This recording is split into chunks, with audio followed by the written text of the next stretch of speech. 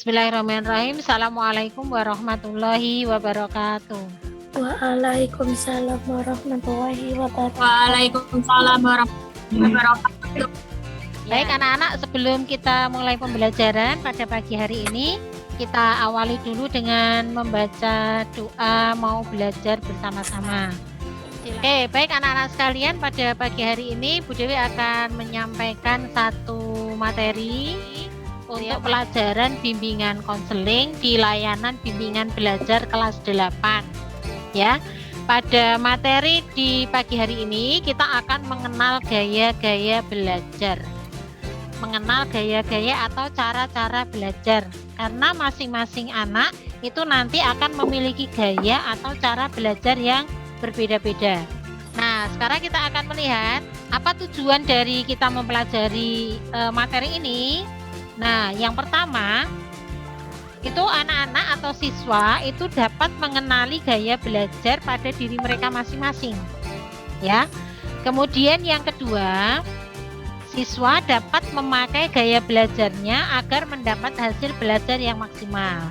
Nah, nanti kalau anak-anak bisa memahami, bisa mengetahui, oh gaya belajarku itu seperti ini, maka nanti anak-anak akan mudah untuk dalam melaksanakan aktivitas belajar.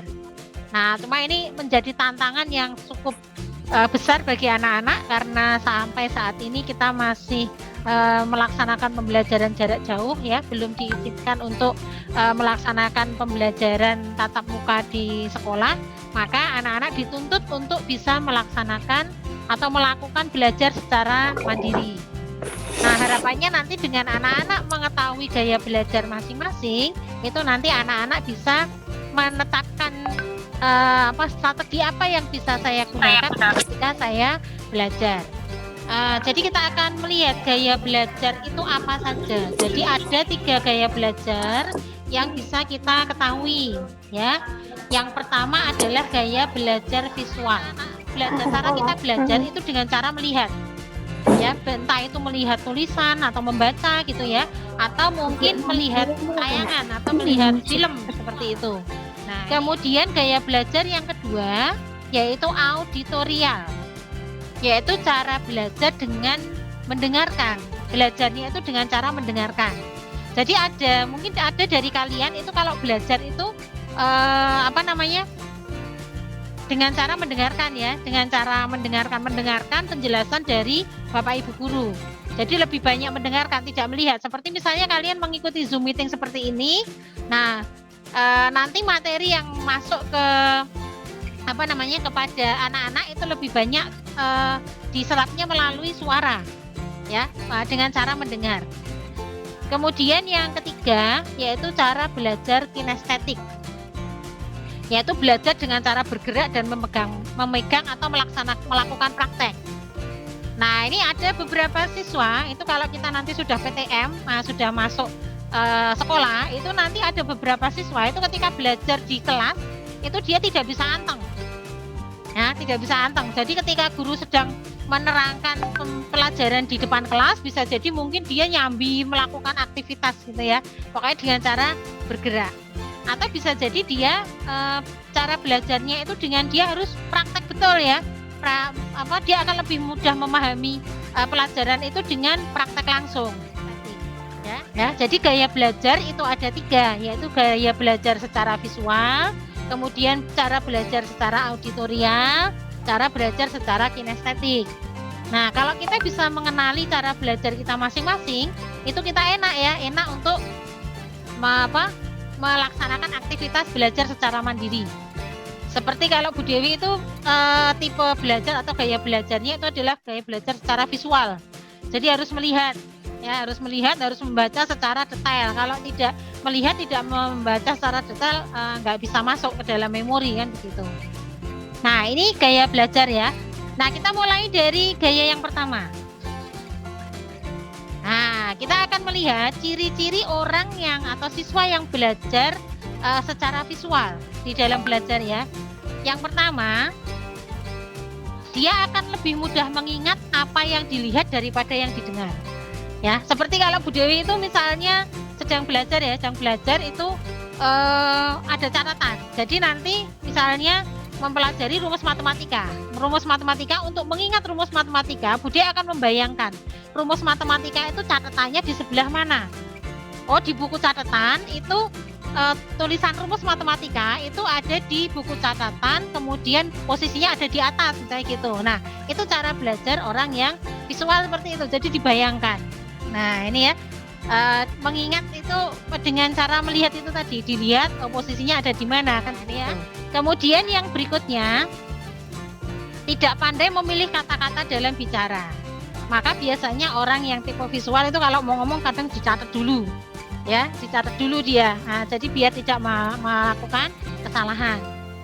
Kemudian yang berikutnya, tidak terganggu dengan keributan. Jadi kalau dia sudah konsentrasi, ketika dia sedang berkonsentrasi belajar membaca buku atau melihat media pembelajaran lewat televisi atau mungkin lewat komputer, nah, dia tidak akan mudah terganggu dengan keributan. Jadi dia tetap bisa berkonsentrasi. Kemudian yang berikutnya, sulit mengingat instruksi atau perintah dalam bahasa lisan. Nah, ini ya. Jadi kalau ada perintah itu biasanya dia akan lebih mudah mengingat itu ketika perintahnya dalam bentuk tulisan, dalam bentuk tertulis atau mungkin dalam bentuk tayangan ya, tayangan di video seperti itu. Nah, kemudian orang yang belajar dengan tipe visual itu merupakan pembaca cepat dan tekun. Nah, yang berikutnya lebih suka membaca ya daripada dibacakan.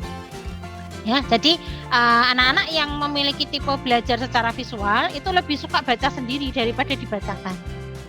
Ciri yang berikutnya adalah rapi, teratur, teliti, dan perencana yang baik. Oke, kita lanjutkan. Nah, ini cara belajarnya bagi anak-anak yang memiliki cara belajar secara visual, tipe belajar secara visual. Jadi, biasanya dia belajar dengan gambar, diagram, dan peta. Nah, gitu ya. Jadi kadang-kadang diorek-orek ya, membuat ringkasan atau diorek-orek itu anak-anak kalau belajar itu harus pakai catatan tulisan. Jadi tidak bisa kemudian hanya diangan-angan saja.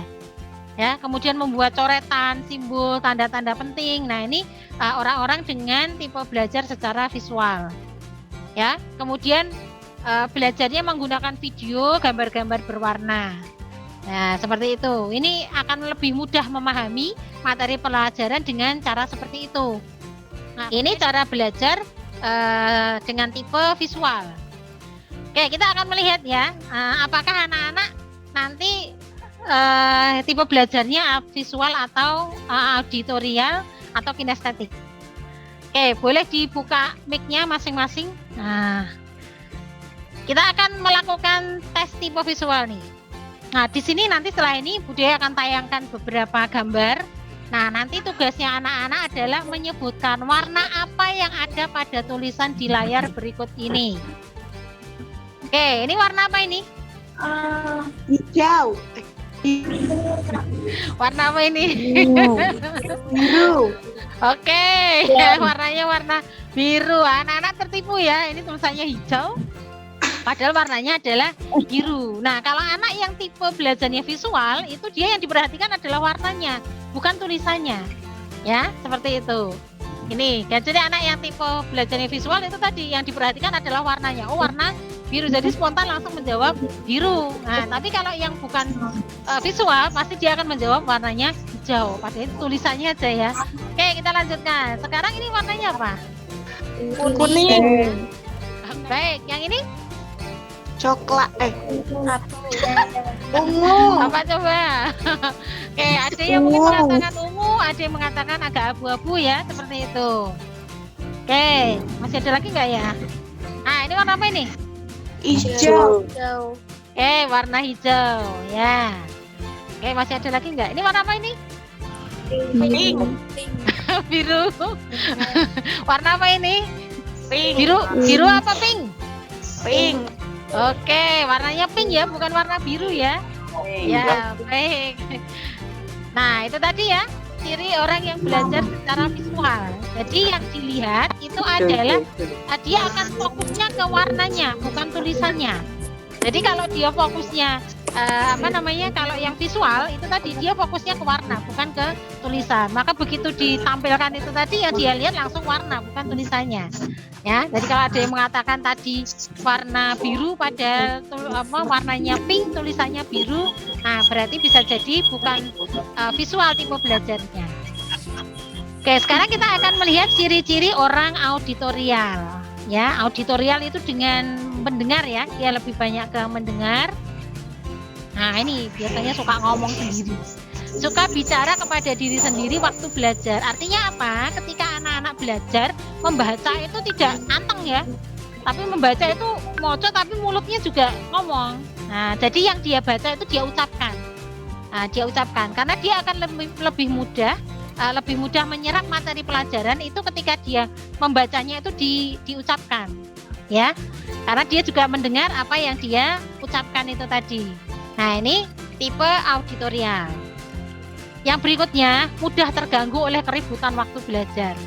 Nah, ini bisa mungkin seperti ini yang di LKSA Abu Hurairah ini. Kalau ada yang memiliki tipe belajar auditorial, kalau ngumpul jadi satu begini dia nggak bisa belajar, susah belajarnya. Surya. Maka biasanya orang yang memiliki tipe belajar auditorial, dia akan mencari tempat tersendiri untuk belajar secara menyendiri ya, jadi biar tidak mudah terganggu. Yang berikutnya, dia lebih suka cerita nih daripada nulis ya. Dia lebih suka cerita, mempunyai kesulitan menulis yang banyak, tapi hebat dalam bercerita. Nah, mungkin ada anak-anak yang seperti itu ya. Nah, kalau kita sudah masuk pembelajaran di kelas, ini Bapak Ibu guru mungkin bisa niteni ya, mana anak-anak yang dia punya tipe belajarnya visual dan mana dia yang punya tipe belajarnya auditorial. Nah, kalau yang auditori biasanya dia ketika sedang mengikuti pembelajaran di kelas itu dia lebih banyak ngomong daripada mendengarkan penjelasan dari Bapak Ibu guru. Nah, kalau Bude punya siswa yang seperti itu malah tak suruh bicara aja di depan kelas. Dia mendapatkan tugas menerangkan materi atau membaca materi pembelajaran yang sedang dipelajari saat itu. Nah, ini ya, jadi daripada nanti energinya habis untuk cerita sing nggak tahu juntrungnya kan, nah mendingan digunakan untuk membaca. Dia membaca materi, teman-temannya mendengarkan. Nah, yang berikutnya, dapat mengingat dengan baik apa yang dipelajari dari diskusi daripada yang dilihat. Nah, maka kalau kita masuk sekolah kan ada namanya kerja kelompok. Ya, kita kerja kelompok, kemudian di kerja kelompok itu nanti dia akan mudah memahami apa yang dibicarakan di dalam kelompok itu tadi, dia akan mudah untuk mengingat. Dia akan mudah untuk memahami daripada apa yang dia lihat di tulisan. Oke. Nah, ini dia suka menjelaskan dengan panjang lebar. Oke, sekarang kita lihat bagaimana cara belajarnya orang dengan tipe auditori. Ya. Yang pertama itu tadi ya, membaca dengan suara atau bercerita. Jadi dia kalau baca buku itu dia tidak diam saja, ya, tapi sambil mulutnya membaca itu sambil mulutnya mengucapkan. Kemudian yang berikutnya menulis ulang apa yang dipelajari atau dia membuat ringkasan ya. Nah, kemudian yang berikutnya, nah dia suka dengan kerja kelompok dengan berdiskusi. Kemudian ya berikutnya adalah mendengar melalui kaset seminar lokakarya. Nah, orang yang memiliki tipe belajar auditori itu dia lebih mudah belajar itu dengan mendengarkan melalui kaset gitu ya, kaset atau mungkin melihat di penjelasan di YouTube dengan didengarkan atau mengikuti seminar atau mengikuti lokakarya. Kemudian yang berikutnya kita masuk ke gaya belajar yang ketiga, yaitu gaya belajar secara kinestetik. Nah, ciri orang yang memiliki tipe belajar kinestetik itu kalau bicara biasanya dia pelan ya. Pelan kemudian tertata ya. Jadi kalau berbicara itu dia akan pelan dan tertata. Kemudian dia banyak bergerak, sulit duduk diam waktu belajar dalam jangka waktu yang lama. Nah, kemudian yang berikutnya, nah ketika dia menghafal itu dia tidak bisa duduk diam ya. Beda dengan yang tipe tipe auditori atau tipe visual. Jadi kalau orang yang tipe visual itu biasanya dia akan menghafalkan itu sambil melihat buku ya, melihat buku sambil dibaca. Nah, kemudian kalau yang tipe auditori dia akan mendengarkan ya, mendengarkan materi, kemudian dia akan menghafalkan. Tapi kalau orang yang tipe kinestetik, enggak. Jadi dia menghafalkan dengan jalan-jalan. Dia akan lebih mudah untuk menghafal. Yang berikutnya, ketika dia bicara, itu dia tidak anteng ya. Nah, kalau berbicara dengan orang lain, kadang-kadang dia dengan banyak bergerak, tubuhnya juga ikut bergerak. Nah, ya. Jadi ketika bicara dengan banyak menggunakan isyarat tubuh. Nah, yang berikutnya, menggunakan jari sebagai penunjuk ketika sedang membaca. Nah, itu seperti misalnya dia baca itu ya, membaca itu sambil diginiin. Nah, diginiin ya, dia baca sambil ini ditunjuk gitu kan. Nah, ini yang dibaca itu dia baca sambil nunjuk kayak gini. Nah, itu adalah orang yang belajar dengan tipe kinestetik. Nah, sekarang kita lanjutkan. Bagaimana cara orang yang belajar dengan tipe kinestetik? Nah, itu ya, dia lebih banyak melakukan praktek. Ya, dia lebih suka belajar dengan praktek langsung. Kemudian ini, mengamati demo atau contoh konkret. Nah, dia akan lebih mudah memahami pelajaran itu ketika dia melihat contoh konkretnya. Ya, lebih. Nah, kemudian anak yang memiliki gaya belajar kinestetik, dia lebih suka dengan memainkan drama atau dengan permainan ya, permainan atau aktivitas di lapangan. Nah, ini gaya belajar tipe kinestetik. Nah, ini kemudian menggunakan model Lego, alat-alat praktek, kerajinan tangan, puzzle. Ini sulit loh ya. Jadi bukan hal yang mudah, jangan dikira permainan Lego itu mudah, itu sulit ya, seperti itu. Kemudian kerajinan tangan, dia lebih suka belajar dengan membuat kerajinan tangan. Dia paling suka ketika misalnya pelajaran prakarya ada praktek membuat, nah itu biasanya dia akan responnya akan cepat ya. Nah, kemudian dia menggunakan gerak dalam belajar. Jadi belajar itu kalau misalnya duduk suruh baca 5 menit gak bisa. Biasanya 5 menit kemudian dia pindah tempat. Nah, ini ya. Jadi ini tipe anak yang memiliki gaya belajar kinestetik. Nah, kita melihat ya sekarang kesimpulan dari materi kita pada pagi hari ini bahwa Allah itu menciptakan kita itu dengan kondisi yang berbeda-beda. Jadi manusia memiliki bermacam-macam gaya belajar yang dapat membantu mereka untuk belajar secara maksimal. Nah, ini silakan anak-anak nanti mulai menggali dirinya masing-masing. Kira-kira gaya belajar saya itu gaya belajar yang bagaimana? Ya, apakah gaya belajar secara visual, secara auditori, atau secara kinestetik? Nah, ini ya, jadi mengenali gaya belajar, andalkanlah potensi yang diberikan Allah untuk mendapatkan hasil belajar yang maksimal. Nah, begitu ya anak-anak ya. Jadi ini kesimpulan yang bisa kita ambil dari pertemuan kita pada pagi hari ini. Nah, sebagai penutupnya bahwa kita memiliki waktu untuk mengenal potensi dirimu. Ya. Maka kita memiliki waktu untuk mengenal potensi diri. Maka kamu akan menemukan kekayaan karunia Allah ya, memiliki waktu untuk berdoa, maka kamu akan menemukan hikmah menggunakan potensi dirimu.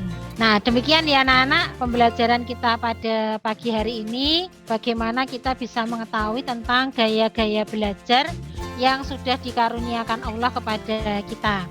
Masing-masing kita tentunya memiliki gaya belajar yang berbeda-beda.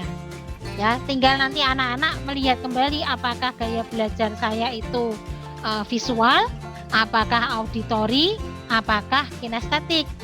Nah, dengan kita mengenal gaya-gaya belajar itu tadi, maka kita akan lebih mudah untuk melaksanakan aktivitas belajar meskipun kita harus belajar secara mandiri. Baik anak-anak, Bu Dewi akhiri ya pertemuan kita pada pagi hari ini. Billahi taufik wal hidayah. Wassalamualaikum warahmatullahi wabarakatuh.